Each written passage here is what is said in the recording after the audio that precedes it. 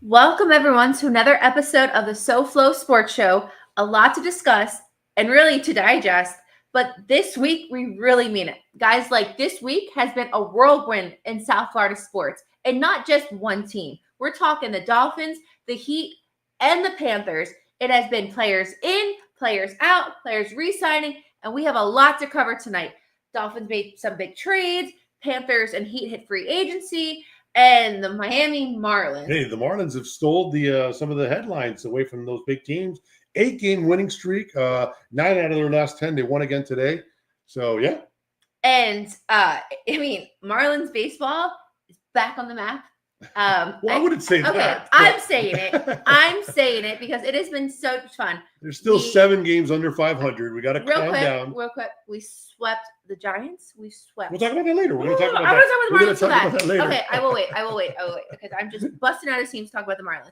All right, but guys, we'll get all to that. We'll get to all that and more. But hey, if you're on the show, whether you're on X, whether you're tuning in from YouTube, don't forget to like and subscribe to tonight's episode. If you're coming in from X, Twitter, jump on YouTube, give us a like and subscribe. It means a lot to the show. The live chat is always on. We love the live chat and the interaction from you guys. So be sure that if you're either on X or YouTube, come on in, chat. Let's talk some football. Let's talk some hockey. Let's talk some Marlins. Let's get it going.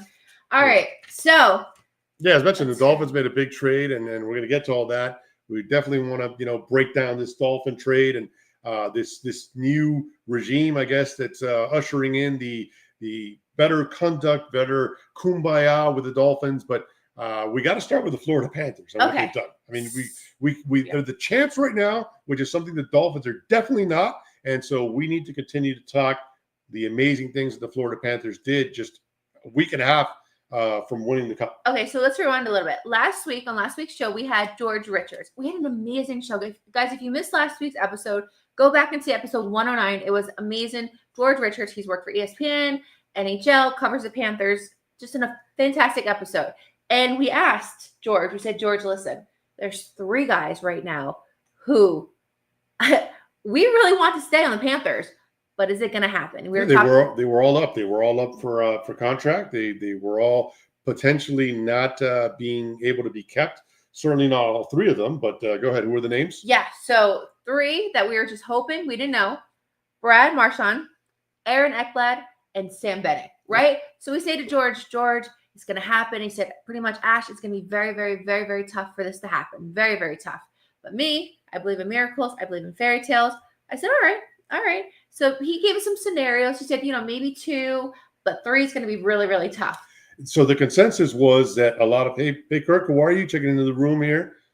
Hondo Civic is in the room and betting 200 in the Marlins to make the playoffs. I'm with you, fam. I'm with you. It's good. Like I said, I'm not going to say that they've stolen the thunder altogether and there's still work to be done. They are 7 games under 500.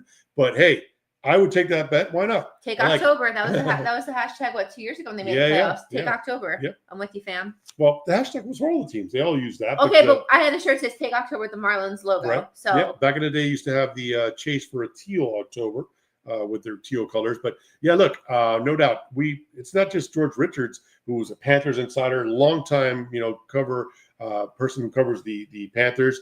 But he said, and everybody said, that the Panthers would be lucky to get 2 out of 3. And honestly, if they took just 1 out of 3, would go a long way to, getting back to the Stanley Cup final. And go ahead. Okay. What did he do? So what happened was we wanted 3, right? We would have been really, really happy with 2, but we wanted 3. So the week started, Sam Bennett. Right? We love Sam Bennett, really into the community, does a lot for Humane Society. Sam's like the guy down here. Sam signs 8 years, $64 million. We're happy. We're jumping for joy. We're saying, make your donation to the Humane Society. We're excited, right? That happens. A few days later, Aaron Ekblad, 8 years, $48 million. Aaron Ekblad. All right? So we're like 2 out of the 3. Now, the last one. That was the same day, by the way. So Ekblad's news broke first during the day. And then there were some rumblings that the 3rd guy would be signed. All right, so let's show some pictures then. And we couldn't believe it. I could not believe it because a lot of people, look, Brad Marchand's 37 years old. He played. Wait, I was getting there. Yeah, good. Okay, so those two signed, and then we knew the third one, who if it was going to happen, was a big one. This guy, as you know, came to the Panthers this year from our nemesis, right? The Boston Bruins. Yeah. And so when Brad came here, we're like, all right, cool. And so then Brad, we were actually on our way to grocery shop, and like that happened. So everything just stopped. Brad had to sign in a huge contract as well. So let me show you. So Sam Bennett was the first, as we mentioned. The Conn Smythe Trophy winner. That is the MVP of the entire NHL playoffs. So that was the big piece, right? He had 14 goals in the playoffs. And so it was huge, the fact that we signed arguably the biggest of all. And then Aaron Ekblad, an original Panther, defenseman extraordinaire. He needed to be there. And so he's on board 8 years, as you see there, 8 years, $48.4 million. And then here's the one that no one saw coming. Everybody thought that he was going to take the money, the big money, to sign elsewhere. A lot of people were tying him to Toronto. They wanted him to go back to Toronto. Well, he was from Boston, but he grew up in Toronto. So they wanted to go out there and get some wins, some playoff wins that they've been lacking with them. But Brad Marchand stays with the Panthers. Bill Zito, as Robert Tracy in the room mentioned it, Zito is indeed a magician. What he did here, I can't put it into terms as to what he did. And all three are staying, all on multi-year deals. Brad Marchand, again, 37 years old. This is an opportunity for him to maybe take that money, take the big paycheck somewhere else, but he chose to stay here. Keep in mind also that hockey, you see players all the time, Mario Lemieux and Sidney Crosby, Wayne Gretzky, all the greats played into their late 30s, 40s. Yeah, so that's nothing new. Heck, we had I'm forgetting the name right now, but he was a former Penguin as well. I'm forgetting the name now. Matt Crosby. Man, help me out in the room. I'm forgetting his name, but former Pittsburgh Penguin, and he came over to the Panthers, and he was here till 46 years old. So hockey players can definitely stay on the ice a lot longer than say basketball and football players, unless you're Tom Brady. But yeah, no, it's a huge deal for Zito to keep them all. Yes, thank you there, KRD. Jaromir Jagr was a longtime Pittsburgh Penguin, came over to the Panthers and was playing here into his mid to late 40s. So yes, absolutely, it can be done. But a lot of people did not see Brad Marchand coming back. I'll tell you who also didn't see him coming back is Paul Bissonnette, who is an ex-Toronto Maple Leaf.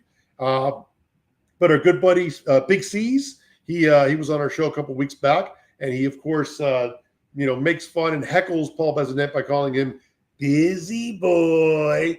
He's got shirts now and everything with that trademark, saying that he has. And so, yeah, it's incredible that he kept him here. He kept all three here, and it's a big, big deal. So essentially what Bill Zito did was he did a hat trick. Yes. Per se. Good way to put it. And he just did magic. That day when Marchand was, officially signed, I tweeted. I said something along the lines of like, could you imagine if Chris Greer and Dolphins upper management had the same talent and just composure and just way of doing things as the Florida Panthers? I mean, we wouldn't be in the same year after year after year that we have been for so long that, you sign players. More importantly, players want to be here. The fact of the matter is Sam Bennett, Ekblad, and Marchand could have went anywhere else. Detroit, anywhere in Canada for a lot more money. Maybe not a lot more money, but at least more money. More money than they got here. They would have. Keep in mind also the state tax in Florida helps. But look, that's not an overall factor. These guys came back because they honestly love playing with each other, and they wanted to repeat.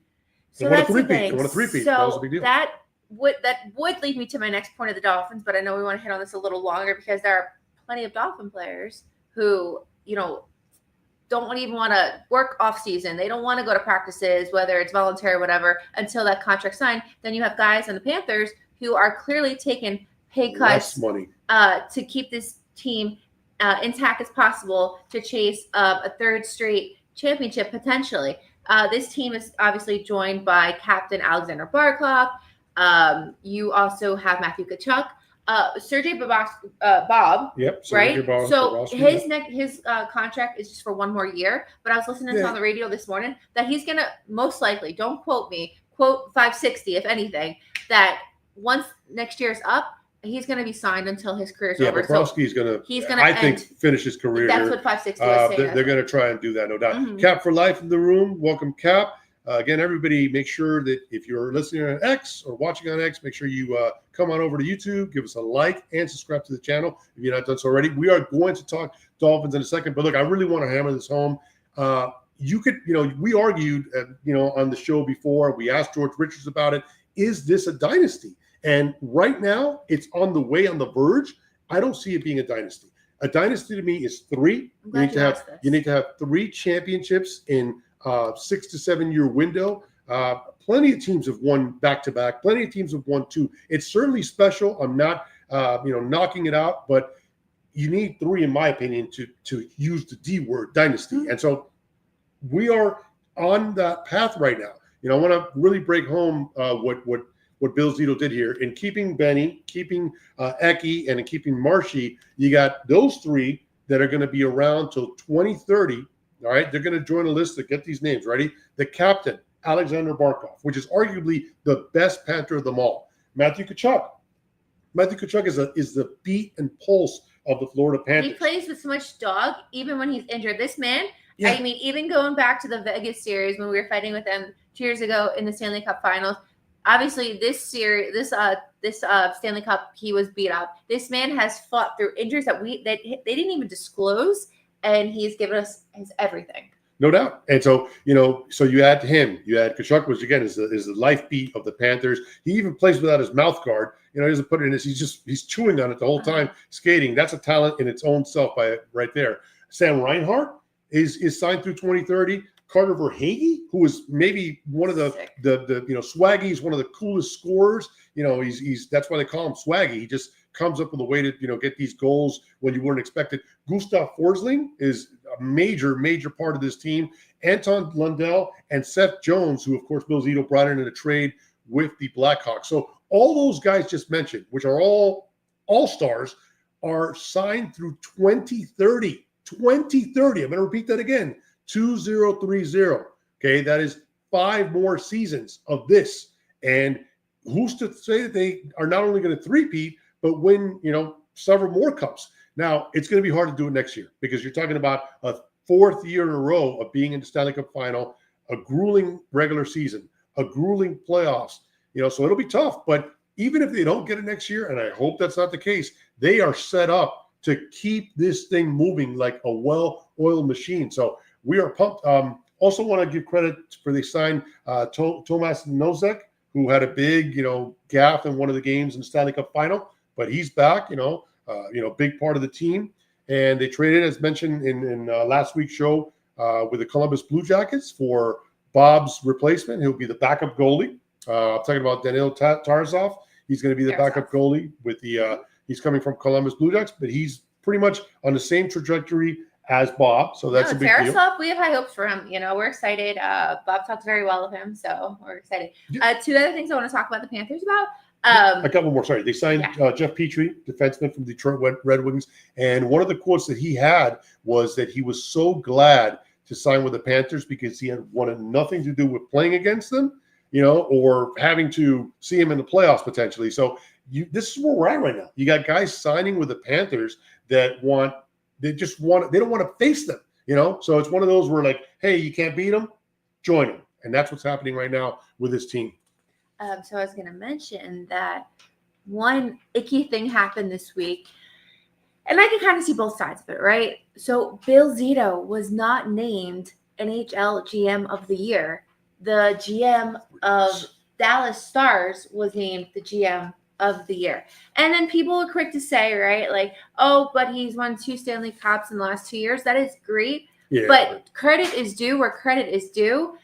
In fact, 5 people on the voting ballots didn't even have him as like top 3 or top 5. That's ridiculous. Like I just find that so disrespectful what Bill Zito has done with this organization in the last 2-3 years, and what he continues to do, and then what he just did the last week. So Bill Zito, you are our GM of the year. You are our GM of the century. You are our GM of South Florida. You have our heart. You have our soul. You have our trust. And know that. If he gets one more, he's going to be in a class all to himself. I know the Heat here have 3 titles, but they're 2 different teams. That 2016 and then the big 3 with LeBron, D Wade, and Chris Bosh. But those were 2 separate teams. If Bill Zito does this and they win another one, and hopefully a 4th, who knows what else after that? But he did this with the same group of guys, and the guys that he brought in specifically this year. And to your point, he should have been named GM this year for bringing Seth Jones and Brad Marchand here. At the deadline. Without Marchand, we don't win the cup. That's plain and simple. We're down 2-0 to Toronto. In the game here in Sunrise, Game 3, Marchand hits a big goal in the game, and then the game winner in overtime. And so again, literally without Marchand, we don't win this cup. And that's all Bill Zito's doing. And, we see what Marshall does on the ice, but as a veteran, NHL player, we don't even know what he's doing behind the ice and in the locker room to a lot of these rookies in the team. So I'm sure it's even more than just we're seeing on the ice, the valuable assets that come with having Brad Marchand. So I'm sure it's on and off the ice. The second thing that I want to mention before we put the Panthers to rest, even though they're not to rest, it's great. The Panthers, we have a dance team, right? We have a wonderful dance team made up of beautiful women and men who do a fantastic, fantastic job. There's men on the team? There's 2 or 3 men on the team. I didn't notice. And there's about 7 women and about 3 or 4 men. They do a great job, very entertainment, excellent. So today a tweet came out saying, hey, they're going to be having open auditions, which is normal, right? The Heat have it for the cheerleaders. The Dolphins have it for their cheerleaders. So the Panthers have open auditions for the dancers. Are you going to do it? No. Okay. Where I'm getting with this is that they disclosed in parentheses must be able to work until June because, nice. and I really it really made a lot of sense because a lot of these dancers, college, young professionals, whatever, and vacation or they have other obligations job, or degrees and stuff. And, they think, okay, hockey season ends April, May, right? And I'm thinking, okay, done. But not around here. But if you've been a Panthers dancer for the last 2 years, 3 years, 3 years, you're playing through, you're shaking those pom-poms through June. So again, if you are interested in trying out to be a Panthers dancer, one of the requirements is that you must have availability through June because the Panthers and the dancers foresee this dynasty continuing on and on and on. So fun fact. I'm going to be calling my agent to make sure he schedules me a tryout because I think I got a lot of moves that could benefit moves like Jagger. Exactly. I think the Panthers could use, or as nothing else, the opposing team can take a look at me and be distracted. Let's just leave it at that. All right, guys. So let's give the people what they want. But before we give the people what they want, because we know what you want to talk about, please be sure to like and subscribe to the channel, to the show. If you are on X, Twitter, come on over to YouTube.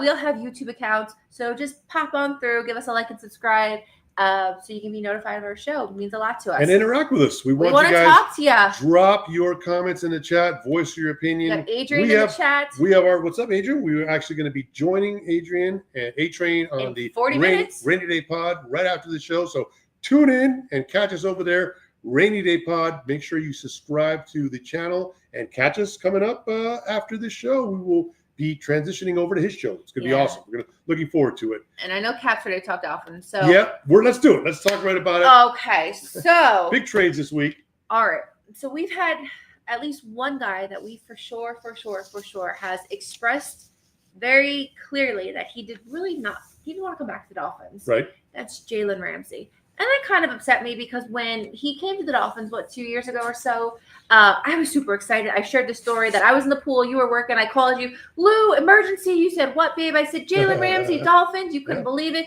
It was just, Jalen Ramsey, this big name, come and bring his talent from the West Coast to Miami. I was super excited. So Jalen's had enough of Miami and Dolphins culture, and he wants out, right? And then you have Jonnu. Yeah. Jonnu Smith, man. Jonnu had a fantastic year last year. Fantastic year. Was it a one-off year? We don't know. But whatever the case would be, it's on record, and he had a great year for the Dolphins. So. Yeah, no, you just mentioned it. Unfortunately, Jalen Ramsey, he's done this everywhere he's been. He did it in Jacksonville, did it in the LA Rams. He won a title there, but and then he did it here. We already gave him more money, which – it's debatable whether we should have done that, and he wanted more money. And there is a whole thing that he wanted. He wasn't too thrilled with the culture here, which there was an issue with that. So he didn't do any offseason programs with the team. And the Dolphins kind of before trying to get ahead of it, saying that he would not be with the team, that he would, they were going to move on from him. And that was the worst thing that could have happened. It shocked not just us, but all Dolphin fans everywhere. He went crazy on Twitter. Once a GM comes out and says, hey, Jalen Ramsey's not here and he's probably not going to be here, and we're going to move on from him. Yeah. At that point, what does that do to your trade value? It completely plummets it. I mean, who's going to want to give you anything when you've already announced that you're trying to get rid of him? So from the moment that happened, it was set for failure with the Dolphins not being able to recover as much possible. And then, of course, a lot of people were looking at June 1st cuts where that they would just flat out release him, but still be responsible, with the cap for a good portion of his salary. So, it was a really a situation that couldn't, be resolved. And I think we made the best out of it. I am not one here to say that I am a Chris Greer apologist. In fact, I'm the opposite. As a guy that unfortunately has not delivered us a playoff win, and he's got to take accountability for that. So, but in this particular trade, I think he got it right. The other aspect of it you brought up was Jonnu Smith. No. What I was gonna just say is that before we get into the actual trade, so you have these guys, unlike hockey, and you made a very good point about this. You don't have this really in hockey of guys saying, I'm not going to practice, I'm not doing this, contract this and that until you give me what I want. So what type of precedence is Jalen Ramsey and Jonnu setting for the team? So how many more guys are on the Dolphins going to say, hey, if Jonnu did it, if Jalen did it, what if I voice my opinion? Maybe I'll get what I want and go to Kansas City or go to Buffalo or something. So that's what I was going to say about that. You're not seeing this in hockey. You're seeing guys want to stay, especially the Panthers. And then on the opposite end, right down the turnpike, literally, you're seeing the Dolphins, guys want to get out. So very frustrating. I think that, in this case, Kirk says, I think John had a great season because of the system we run. You won't duplicate that in Pittsburgh. 12 million is a lot of money for a tight end that age. Absolutely. Yeah. Wish you would have stayed. Perfect. I was going to say it, but Kirk just pretty much set it up. Yeah. The point is this. Yes, he's turning 33 years old. Okay, that's not as concerning because we've seen tight ends. Tony Gonzalez played into his late 30s. Gronk played late as well. So the age is there, and it's a concern. But that wasn't the biggest concern. To Kirk's point, the real concern here is that he has not done this at all through his career. 7 prior seasons, stops in Tennessee, New England, and Atlanta. Been around. Before this, I mean, granted, a great year, 88 receptions, 882 yards, I think, 8 touchdowns, but nowhere near this production any other points in his career. His biggest his biggest reception total was 50. This past year, he had 88. And previous to this, he hadn't even had a 600-yard season. His high was 545 yards. So it's a guy that has not proven that he can do this. And for him to say, hey, look what I just did for you, I need to be paid for it. And not just paid, he wanted triple his salary from $4 to $12 million. It was way too much for us to give up at that point. I didn't think it was worth it. I would have loved to Kirk's point, would have loved for him to stay, but I just think it was way too much money. By the way, an FIU Panther, so he played his college football down here. Yeah. He had his best year here of his career. Would have loved to have kept him, but I would have loved to have him done it one more time and then reward him at that point. You can't keep just giving these guys money based on one career season. It's just not good. Yeah, so even on that same token, Kat makes a good point. My issue with the Dolphins organization is why wait until the last minute to trade a disgruntled player? That tells me that no one wants to play nice with us. And then even to that point, Robert Tracy, I also heard this morning. I think it's important to note that Jonnu Smith and Darren Waller have the same agent, Drew Rosenhaus, the Sharp. Both their agents are Drew. So what side of the tongue? I don't use examples, but what are we doing, Drew? Yeah, no, I mean, I know you're Drew is not working for the Dolphins. He works for himself and for his clients. So I get it. I don't think there's a really correlation there. And I don't know if he's still his agent because he's been out for a year. But if that's the case, that's true. Look, he's going to do his best for his clients. His clients love him. And look, like him, love him, however you feel about him. Yeah. The guy knows what he's doing. He does a great job as an agent. But the Dolphins perspective, the administration and the upper management for the Dolphins, they have to do what's right for them. And in this case, it would have been irresponsible to give a guy an $8 million raise based off one season. You can't. Cap, our buddy, makes a good point. We need to win this year. Unfortunately, the way things are playing out, this has rebuild all over it. You hope not. You hope that there's some type of work being done and that everyone is going to just play well. Tua, Tyreek, it's all going to come together, but we sure hope it's not a rebuild year. Let's see what else we have. If I was Greer, I would sign everyone that wants to come here on a one-year deal, which is happening, but we need mercenaries for 1 year. Yeah. Yeah, I mean, that's one way to look at it. But right now, we just need to win ball games is what we got to do. And stay healthy. So all this went out, right? So what came in? Yeah. A familiar face. So, yeah. Familiar face. Let's bring him up. Minka. Minka's back. Minka is back in the 305. Yeah, so let's break down the trade and leave Minka up there for a little bit. Minka, hang on. I don't know if he's going to be able to wear 29 again because I think somebody took it, but we'll see. But in this picture, he started with his career, with the Dolphins, and so he's back. So let's see. So, yeah, the Dolphins gave up Jonnu Smith and Jalen Ramsey for Minka Fitzpatrick. They also swapped picks. So in 2027, we're going to get Pittsburgh's 5th-round pick, and they are going to get our 7th-round pick. And then, later, to Kirk's point, there is a cap saving. However, Minka is on the books for $50 million this upcoming season, and then 17.6 next season. So there is a savings, but you're giving that back right to Minka. And at the same time, you had to make this move. The secondary is a very, very big area of concern. Lack of depth, lack of proven players. So you had to get something back of this, and this is why I think the trade was actually in the Dolphins' favor, because again, you were going to get nothing for Ramsey.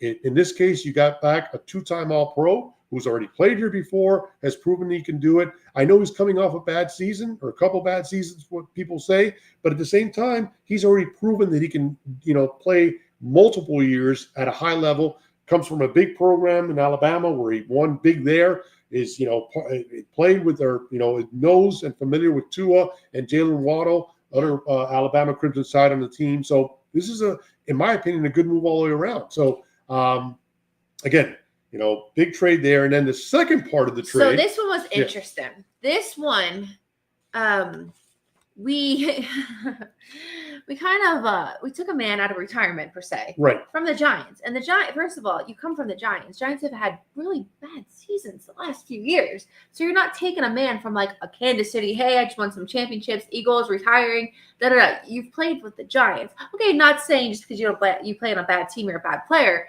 but we get a tight end from the Giants.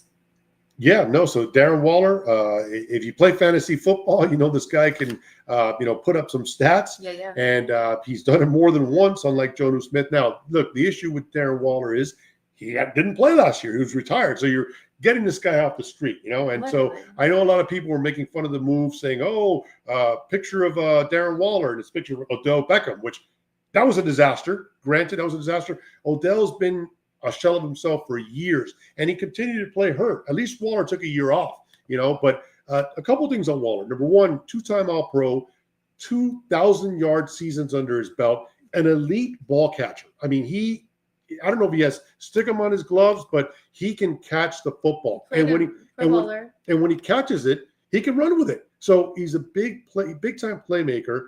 Again, we don't know where he's at after sitting out a year, but part of the reason he retired was because he was so banged up on a really bad New York Giant team that had Daniel Jones, Danny DeVito is his name, right? Johnny Cutlets or whatever. He had horrible quarterbacks. So you feel like he essentially gave up on his career? He really didn't see it going anywhere. Hey, I'm done. Well, I think he was sacrificing his body for a horrific football team with a bad offensive line, with multiple bad quarterbacks. Okay, and playing on that turf and at MetLife, he didn't really get a chance to go out graciously. And so he ended up just saying, hey, I'm going to call it a career instead of, taking this unnecessary, hits and doing it for what on a losing football team like the Giants. KRD made a good point. He also went through a very, very bad divorce with He a did. WNBA player. Kelsey Plum, right, was his yeah. wife for a while. You know, he does have substance abuse. I know a lot of people bring up, well, Miami's not the right place for him. But look, the guy set out a year. He's coming back. I know that somebody in the Dolphin staff was his former coach as well. So he has, closure with that. The fact that he knows somebody already on the staff. Ooh, Will Fuller's name got dropped. Yeah, that's another guy. Chat, man. Robert Tracy. Oh, killing us. Smalls killing us. That one hurts. But no, you got to go back to 5 years ago, unfortunately, when you throw in the retirement year last year that he missed, where he was actually productive, but he was banged up. Yeah. So if the year off helped him, get his body in order, he's 32 years old, which is, again, the same age more or less as Jonnu. But again, fresh legs, hopefully, and much better pass catcher and yards after catch than Jonnu ever's been. He's proven that he could do it at a high level. So I think this is a good opportunity for him and not a big risk for the Dolphins. It's a 1 year, $5 million deal. They were paying Jonnu $4 million. He wanted $12 million. They paid a guy who has proven he could done it an extra $1 million. If it goes well, great. If it doesn't, no big deal, in my opinion. The other factor is that Jonnu Smith was so productive last year that guys like Tyreek Hill, Jalen Waddle didn't play up to par. And so the fact that, those guys are going to get their touches and hopefully get themselves right is an opportunity for Waller to, come in and get, not have to be the leading reception target as Jonnu was last year.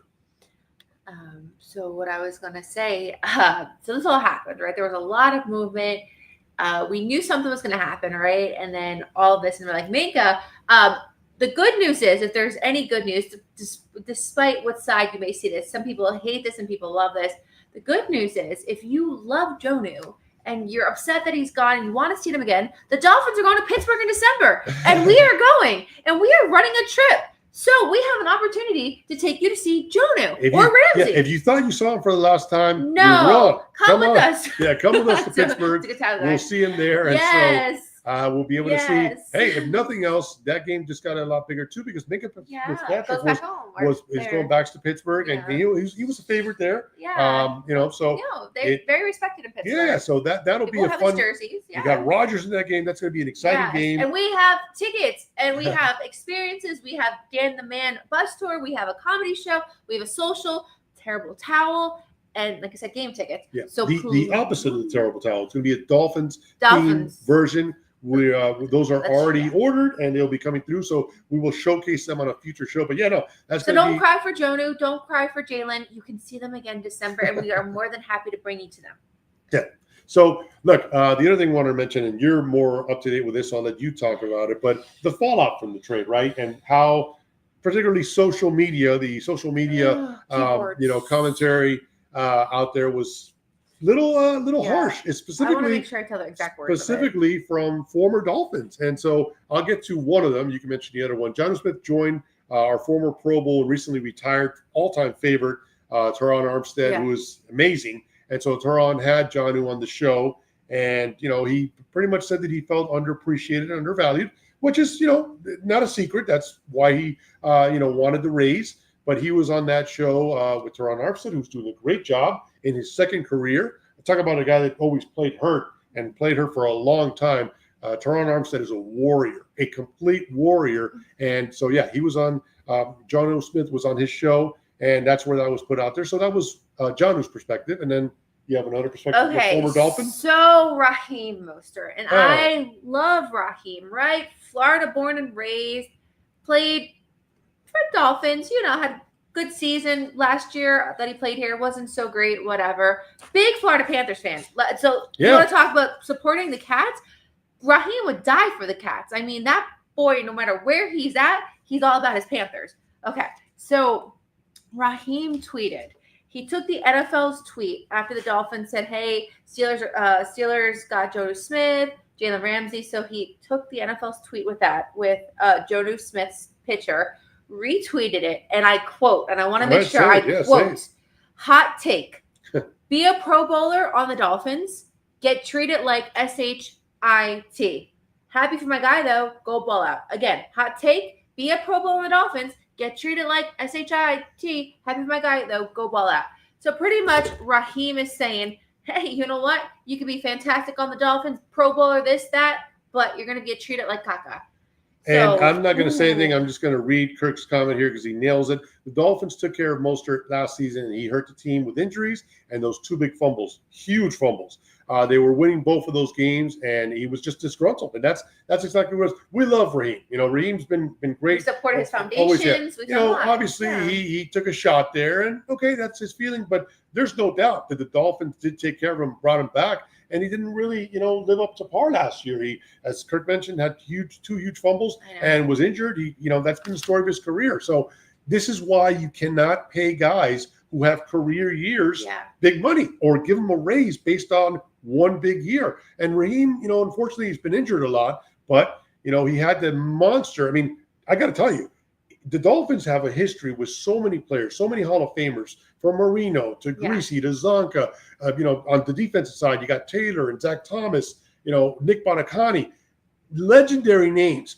Raheem Mostert had one of the best, if not the best, save from Dan Marino, season in Miami Dolphins history 2 years ago. That's a fact. He set the record for, touchdowns in non-quarterback, so Raheem was incredible. But again, this is what happens when you pay a guy after 1 year, and then it comes back to bite you in the butt. So this is a practice that moving forward, the Dolphins cannot follow. They have to, play it out. And if guys want to sit out or go somewhere else, then so be it. But you can't put yourself in these positions. Adrian, in his feelings, indeed he is. He was. So, guys, it's been a very interesting week with the Dolphins. We knew something was eventually going to break, per se. And did we think we were going to get Minka back? I did not see that coming. But, I mean, he knows the system down here. I mean, he played down here. It's a different system, right? Obviously, it's a McDaniel system. It's not what he's used to playing with. But I'm okay with it. Yeah, I mean, when he was here, it was the Brian Flores system. And that didn't work out too well. It's a little better than we used to be here. I promise you that. He kind of played him in a different place. Look, I love Anthony Weaver, right? I love Anthony Weaver. Look at all the injuries that took place last year. And look what he did with that team. It's incredible of a job that he did. And he did this in Baltimore. So I have no doubt that Weaver is going to put Minka in the best position to let his game come out. Minka was a big playmaker in college. He started his career here and the beginning of his career in Pittsburgh as a big playmaker, being, a ball hawk, getting interceptions, knocking balls down. So I'm excited to see him in an Anthony Weaver defense where he's going to be able to showcase his talents and play to what suits him best.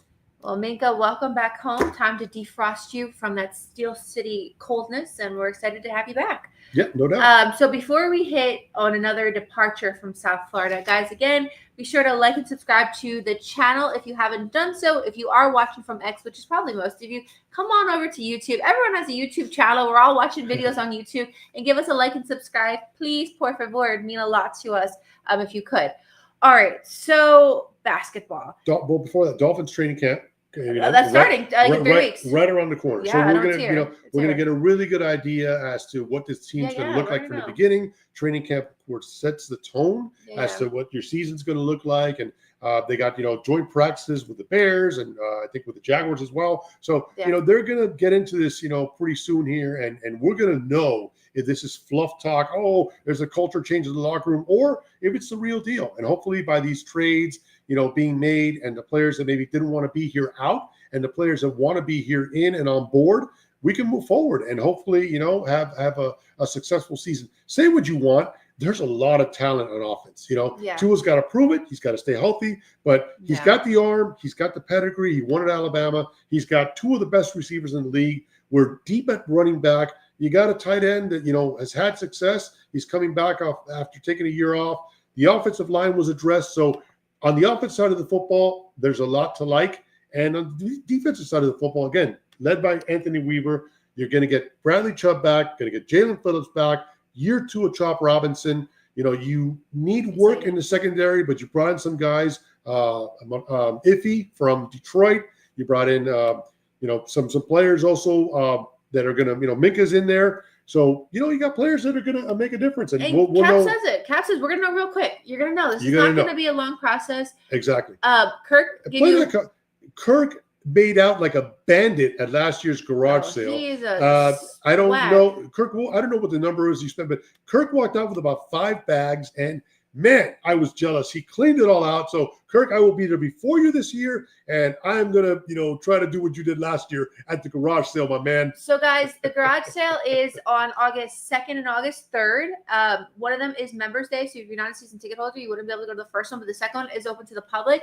The garage sale has tons of Dolphins memorabilia, uniform, game day uniform. But the key to this is you have to get there before Captain Kirk does, because if you don't, you're not going to get anything. Right. So just get there before Kirk and you'll be okay. Okay, so we got to speed this up because we are joining Adrian A-Train on the Rainy Day Pod. In 15 minutes. Right after the show, we're going to go hop on there and talk all kinds of things with him. So we're excited to do that. So definitely like and subscribe to the Rainy Day Pod and catch us there in about 15 minutes. Yes. So $40 what? $40 a bag. Yeah. $40 a bag. Man, he filled these bags up to the most that he could, and he definitely got his money with. So good. Kirk, shout out to you. You can teach a class on how to empty out a garage sale. He does excellent. He does really good. Take your time, guys. No, we're coming to you. We're coming. Let's go. Okay, so the Miami Heat. Now, we were on our really good friend Bobby's show about 2 weeks. So we've been covering the Heat a lot, even though NBA, it's over, right?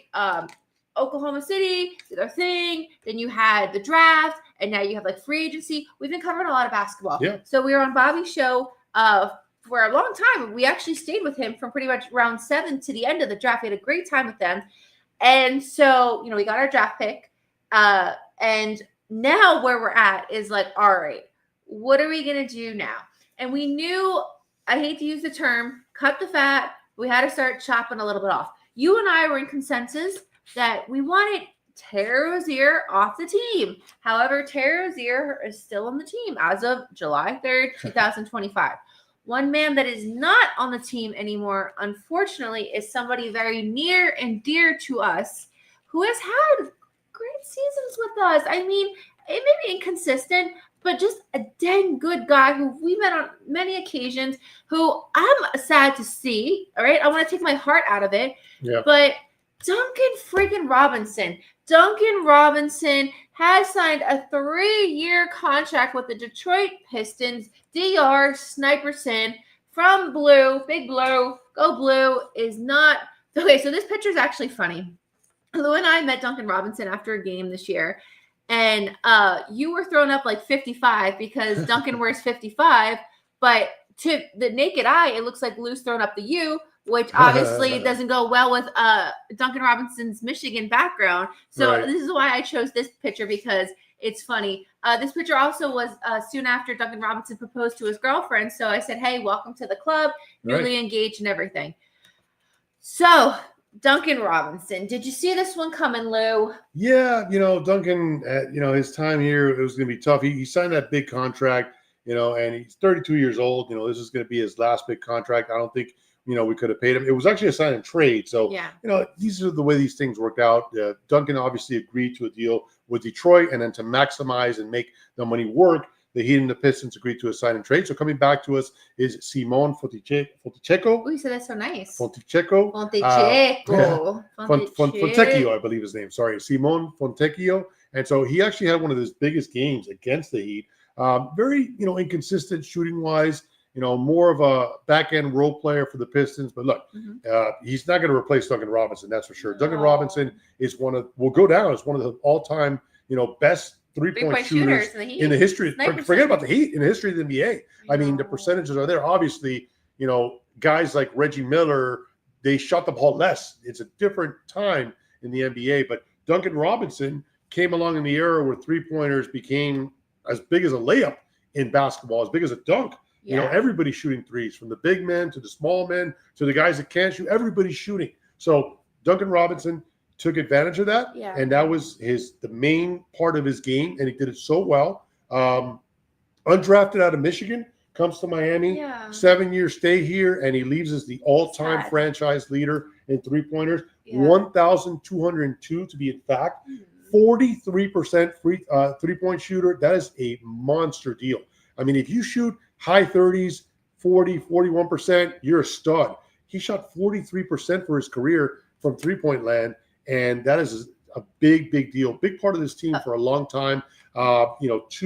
He played in 3 Eastern Conference Finals, won 2 of those. He played in 2 NBA Finals, and he had some big shots in his career as a member of the Miami Heat. So I got to tell you, Cap, I hope it's your typing your lips to God's ears, because this would make me the happiest girl if Pat gets Greek Freak talking about Giannis or Damian Lillard. All is forgiven. Yes, I do believe that there's a path to everything. And in my hearts of hearts, I do believe Giannis will play in Miami one day. So if this means Duncan Robinson getting sacrificed to the Detroit, I'm just saying the process of it, right, Cap? Yeah. But that all makes sense. It does. Yeah. So what is going on with the Heat right now? Essentially, what Pat Riley and gang are doing is they're kind of just trusting on the young talent that we have on the team, and that we have an abundance of young talent. Everything from Jaime to Khalil Ware, Pella Larson, your guy from Arizona. Like, there's a lot. Nikola Jovic. The list goes on and on and on. Yeah. And then we just drafted a young player as well. KJ. And Kasparas Tekachonis. KJ. So, we got a lot of young talent here. And there's a report out there. You kind of led into it but didn't explain it. There's a report out there that the Heat are going to, in fact, let the young players, see what they got. Their mindset is that the way that the Jimmy Butler trade happened, it kind of like threw the locker room into all kinds of shambles, and so they want to give the young guys a shot. Now, I'm not opposed to that. I just don't think there was anybody out there. Giannis is not a free agent. It had to be a move made for him. And by the way, the Bucks did just sign, even though they lost Lopez, they signed Miles Turner from the Indiana Pacers. He was big time in their run to the finals. Indiana, by the way, is now dropped back seriously in the East because you lost obviously Halliburton for the year next year, and now you lost your arguably your third best player in Turner to the Bucks. So we'll see what happens with Giannis, but it's important that you give these young guys a chance. I'm okay with doing it. I did not want to bring a Kevin Durant who's on his last legs to come out here with this team and kind of like be a babysitter to the younger kids. So I'm fine with it, And I want to say one more thing here. First of all, going back to Duncan Robinson. Duncan Robinson, again, hit some big shots. Shout out to him, big part of Heat basketball. When Duncan was in a game and you were up in a game by 6 or 7 points and he came in and he hit 2 threes or 3 threes, that's how dangerous he was in really making a small lead, going to a bigger lead. He was so good at that. So, again, shout out to Duncan Robinson. But a lot of people are upset at Pat Riley and saying, hey, it's time for Pat to go. He's sleeping. He's an old man. He's lost his way. That's ridiculous. I don't believe in that. Pat Riley is not going to do a crazy move just to appease the masses. And by the way, Pat Riley has taken us to 7 NBA finals. We've won 3 of those, okay, which is a lot more than we won before he got here. It's almost been 30 years, by the way, guys. He's reinvented his team multiple times, and I believe he's going to do it again. But hello, you were in the finals in 2023. That's just 2 years ago. Next year will be 3 years, fine. But you were just there. Do you know how many teams have not been to the finals in decades? New York Knicks. Yeah, well, the Knicks, about 20-something years. So, again, relax, take it easy. Pat Riley will figure this out. It may not be next year. Next year, if he's going to give the younger guys a chance, we're going to have to sink or swim.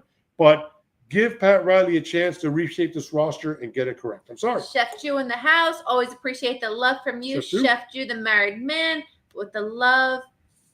Please, Riley, don't do the Beal move. I would not. Yeah, another guy. That's almost like as bad as Kevin Durant. Bringing back a guy here who's kind of at the end of his career, and Bradley Beal isn't even a factor anymore. So, yes, do not bring that guy 2 here. 2 years ago, please. maybe we would have been a scene different. Absolutely not. All right, guys. So before we let you go tonight and head over to Adrian's show, so be sure to switch channels. Great day, pod. The Marlins. And, Lou, when I speak of the Marlins, he kind of like gruntles and rushes me through it, right? I want to just speak. No, I'm with you here. I'm with you. I know. So finally, I get the floor to talk about the Marlins. So let me talk about the Marlins. Because no one cares when I talk about the Marlins. Not even anything. Okay, so the Marlins, all of a sudden in late June, just turned on the switch, and we're playing amazing baseball. We're one of the hottest baseball teams right now. Okay, we were on an 8-game winning streak, which we haven't hit an 8-game winning streak since the year 2008, which has been a very, very long time. very, very, very long time. That's when the market essentially crashed, if you guys remember that. And a lot of other things happened in 2008, which just tons of stuff. All right, so how did we get into this spot? We're on the West Coast, right? Marlins tooted over to West Coast, which is always tough games. Travel all the way over there. It's different time zones, all that stuff. So we had a series against the Giants. And Giants, good team, right? Giants put on a good squad. They're in a tough division, but we won that series against the Giants. No, we swept. I'm sorry. That's never happened in Marlins history. They never swept the Giants out of San Francisco. In San Francisco. They've done indeed here. They've taken care of us times before. Right. Swept the Giants, right? Then the Diamondbacks. All right, D-backs. Not that good of a year, but still. Competitive, right? Did the Diamondbacks too, right? So we're saying, okay, now we have like 6-game winning streak. All right, bring it back home. So no, at that point we have a 7-game winning. We're at 6 games. Yeah, 6 games. So then we play Minnesota, and so Minnesota comes here, Lone Depot Park, and Minnesota comes here. We went to the game. When was it? It was Monday night's game. Monday night. My weeks. I'll say when it's holiday week, it just throws you off, especially when the holidays during the week. So we knew if Tuesday night game. Sorry. I know. Stop. You're messing me up. Tuesday. Stop. Tuesday. Tuesday would have been win number 8. So we're there playing it out. Long story short, because I'll make this short. Marlins won. That was 8 straight. So we come home, watch the post game. Coach McCullough pretty much said, hey, listen, we're just taking every game one at a time. That's how you have to do it, right? You can't play games looking at records because it's going to drive you crazy, throw you off your mojo. Just one game at a time. And so, go ahead, yeah. Yeah, no. Go. Yeah, go ahead. No, so 8 games straight. Yesterday, basically, I don't want to say it fell on this because games can kind of fall many different ways, but a ball essentially hit an umpire, second base umpire. It was called back. We lost a run, and then we ended up losing yesterday. We won today. So our win streak has stopped, but we just restarted it today. So we're on a 1-game winning streak. So no big deal. I was going to say, yeah, they back on the winning. They had a big win today. Yuri Perez, who's come back from the from the injured list. And I don't want to say disabled list. That's frowned upon, but the injured list. So he's back, and he went 6 innings today. And he hit 7 strikeouts. That's amazing. Agustin Ramirez hit a 2-run homer. So the Marlins won 4-1. And they, as you mentioned, have a winning streak. They've now won 9 out of 10 games. And you didn't mention the Braves series. So they won. They took 2 out of 3. They took 2 out of 3 against the Braves. So they've been, and to the point now where they've passed the Braves in the standings. So they're by themselves at 3rd place. So it's a big deal. So it's awesome. 3 players I actually want to mention really quick. Agustin Ramirez. There's actually a little campaign going right now to actually get him in the home run derby this year. Yeah. That would be amazing. I would love to see that happen. Kyle Stowers, dude, like what? This guy offensively, clutch. And then shout out to Cabrera, the way he pitched on Tuesday. You would have thought, Cy Young, he looks so ace-like. Granted, Norby, I know, but I'm hyping them up. I'm excited. You're hyping them up way too much right now. Okay, Connor Norby on 3rd, look excellent. Let me just enjoy this moment because as a Marlins fan, you guys can vouch for me. It's really nice to see, but at the end of the day, they are 7 games under 500, and they're 7 games back from the wild card. So, but look, they put a couple more winning streaks together, or they, in this case, just win series. You don't have to sweep everybody. That's unrealistic. But if you can take 2 out of 3, 3 out of 4 when it's a longer series, you're going to have a shot to get back to 500. And then when you're at 500, you're in the conversation. So they're getting a lot of players back, and it's going to be awesome to see them. So credit to our manager Clayton McCullough, who's come from the Dodgers. He really has this young team playing up to par. And you mentioned a guy, Kyle Stowers. He was horrible last year. At the beginning of the year, said I cannot believe this guy is going to be one of our starting players. And I have done this before, and I want to do it again now. I apologize to Kyle Stowers. He has proven me beyond wrong. And I'm telling you right now, every team gets a representative in the All-Star game. It should be him. I agree. It should be Kyle Stowers. He has been tremendous for this team the whole way through. And so, it's exciting. And it's also important to give a shout out to Peter Bendix. Peter Bendix is obviously funneling in and out talent, and sometimes we don't always agree or understand, but he's doing, just trust that process as well. So a little shout out to Peter Bendix upstairs. No doubt. So listen, 4th of July tomorrow. Yes. It's one of my favorite holiday. It is your favorite holiday. It's a big deal to have the 4th of July. You think of, obviously the fireworks, but you get the, oh, go ahead. You can wave the There flag. you go, Lou. It's an awesome You don't want your flag, time. Lou? So, huh? There you go. Yeah, hold it. So, All right. no, it's the 4th of July. It's a big deal. You got the, barbecue, hamburgers, hot dogs, maybe a nice cold beverage, adult beverage. So, and then you finish the night with fireworks. It is our Independence Day, and it's of course a celebration. So it's awesome.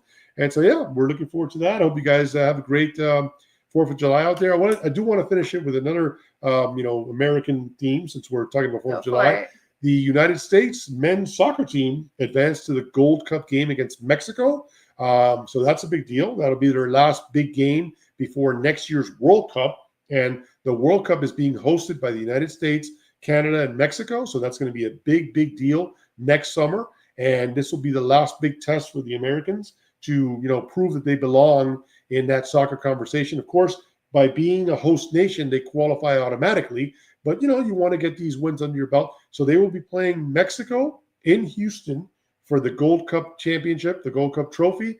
That's this Sunday, and it's in Houston. So you might have more Mexican fans there than the Americans. That's definitely going to be a hot ticket and a crazy, crazy game. And then, Inter Miami unfortunately lost to PSG, which they didn't just lose. They got whooped. And supposedly coach, I did hear on the radio that he actually was talking about forfeiting at half. It was just really, really bad. It was a tough matchup and just didn't end well. So we shall see. Yeah, listen, holds. I am not a soccer aficionado. It's, on the back burner for me, but I love the Olympics, anything that has to do with the United States teams. And the World Cup is the biggest stage. And the fact that we're hosting it for the first time since it was here 94, I believe, was the last time when it was played in LA for the final there. So the United States, for whatever reason, have not been able to do well in soccer. And then now you see Inter Miami and the MLS specifically, they're not able to get it done, in these bigger matchups again on the grander stage. So soccer in this country has a long, long way to go. So we'll see. All right, guys, as Lou mentioned, I hope you have a wonderful 4th this weekend. It falls on a Friday, so enjoy the 3-day weekend. Hopefully you do have a 3-day weekend. If you're in South Florida or in Florida as a whole, stay dry because we know that a storm system is pulling through. And guys, we will catch you later. Be sure to like and subscribe to the channel. If you're on X, come on over to YouTube to do that. And then, of course, 305 Sports Travel for your away games, Pittsburgh and Atlanta, your go-to with a party in Buffalo. Yeah, absolutely. All right, guys, have a good 4th. Enjoy. Catch you next time. Bye, guys.